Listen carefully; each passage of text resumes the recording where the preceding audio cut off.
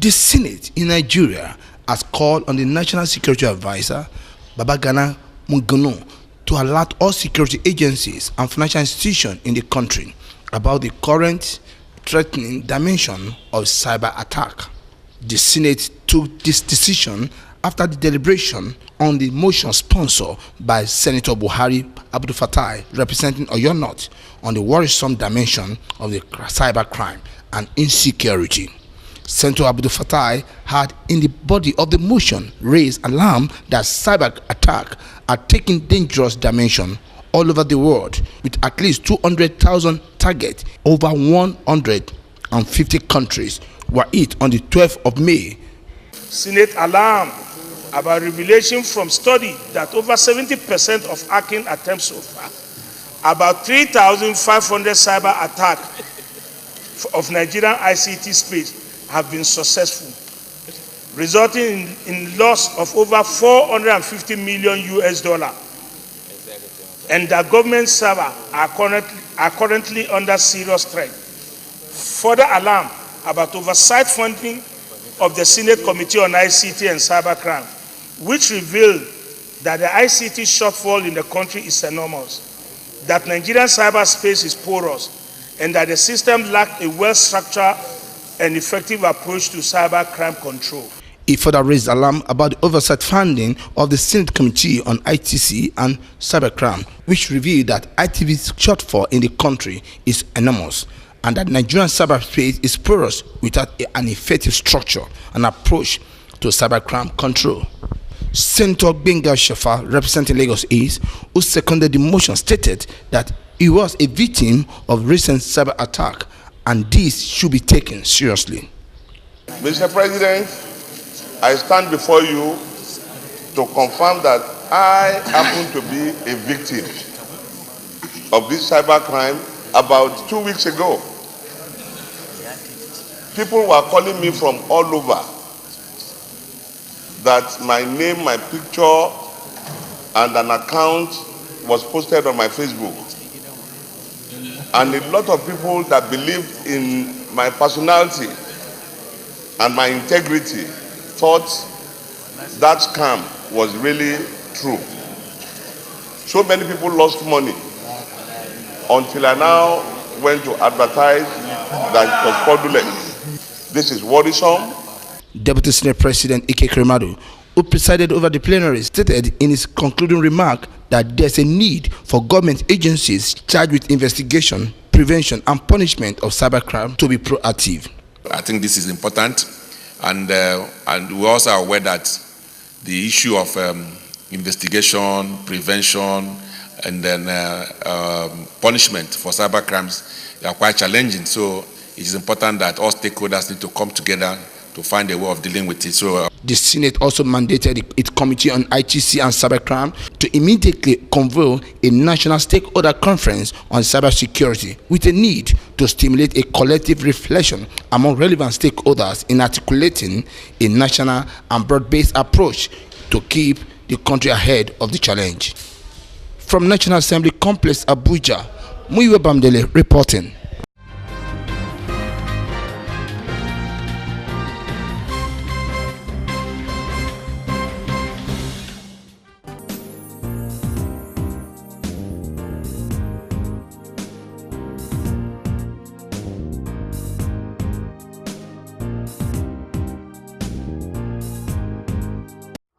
Indian High Commissioner to Nigeria, Reddy Nagabhushana, says the Indian government have initiated actions to stop the killings of foreign students in the country. Reddy made this known when a team of study tour from the National Defense College, India, paid a courtesy visit to the Federal Ministry of Interior in Abuja. Many African students have been reportedly attacked in India. This, the ambassador said, actions are being taken against the perpetrators in the act. Recently had quite deplorable incidents of where there were criminal acts against few Nigerian students, and the government of India at the highest level has initiated action, and they've already arrested a number of people who have been involved in these cases, and government of India at various levels has taken measures to prevent such events to take place, and currently, as I understand, action is being taken against those perpetrators who are involved in this. more importantly, at the community level, there have been discussions between the communities, foreign students who are living in India, not just the Nigerians, many African friends who are living in India, pursuing their studies and for various things. And they in turn are being encouraged with the community leaders in the region so that harmony prevails and safety and security of all Africans who are living in India, particularly the students from Nigeria, is safeguarded. About 50,000 Nigerian citizens are estimated to be residents in India.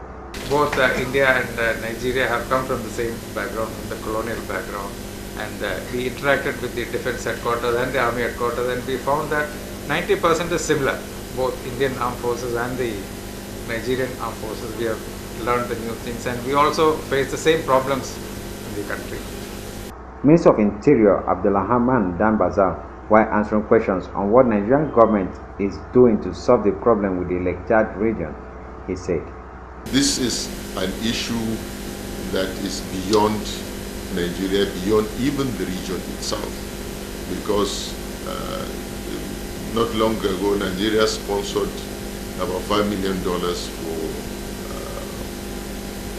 a kind of a study on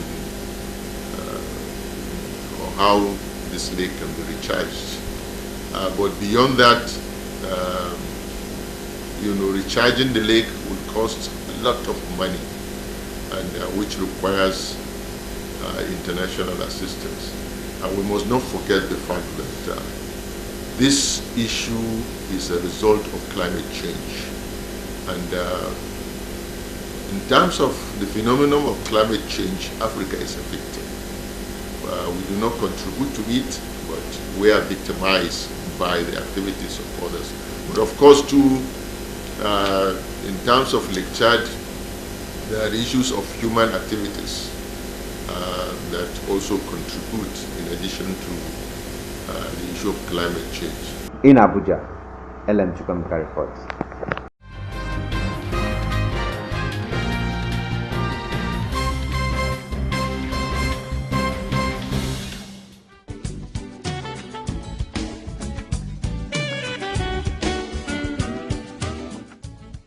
Lovely place, right? Yes. What's wrong? You don't look happy. Take a look around. Why can't my hotel be like this? I knew something was wrong, but I've got solution. Solution? What? Nanit. Nanit? Nanit offers you design solutions, building plans and construction, furnishing and equipping, financing, management, audit services, and many more services for a better hospitality business. Nanit, service with a smile.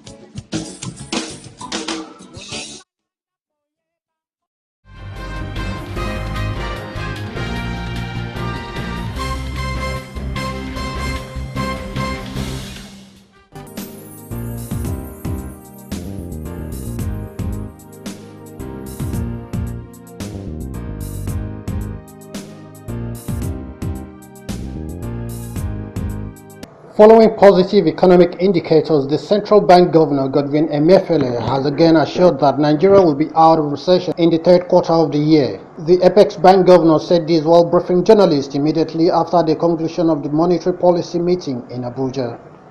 Emefiele maintained that the positive indicators such as inflation moving upwards and GDP moving up from negative aggregate are indications that by the third quarter of the year, the country will be out of recession. With all the positive signs we see, inflation trending downwards, GDP, I would say, improving to the extent that the negative growth rate has decelerated, I would say, quite significantly. The fact that we've seen Forex go to real sector and production capacities and industrial capacities are beginning to improve. We've seen positive signs in various economic sectors of the economy. I am very confident that by the end of the third quarter, that we would be out of this. Earlier, the CBN governor announced that the committee voted to retain monetary policy rate at 14%. Emefiele said the committee also retained cash reserve ratio at 22.5%, liquidity ratio at 30%, and the symmetric corridor at plus 200 and minus 500 basis points around the MPR. He said the committee's decision was in consideration of the challenges weighing down the domestic economy and the uncertainties in the global environment. The MPC noted the bullish trend in the equities segment of the capital market as the all-share index rose by 10.2% from 25,516.34 on March 31, 2017 to 28,113.38 on May 19, 2017. Similarly, market capitalization increased by 10.1% from 8.83 to 9.72 trillion naira during the same period. Relative to end of December 2016, the capital market indices rose by 4.6 and 5.1% respectively, reflecting growing investor confidence following improvements in foreign exchange supplies reflected in the over $1 billion injected through the investor window and exchange rate management. Total foreign exchange inflows through the CBN increased by 69.77% in April 2017 compared with the previous month, as foreign exchange receipts were significantly higher.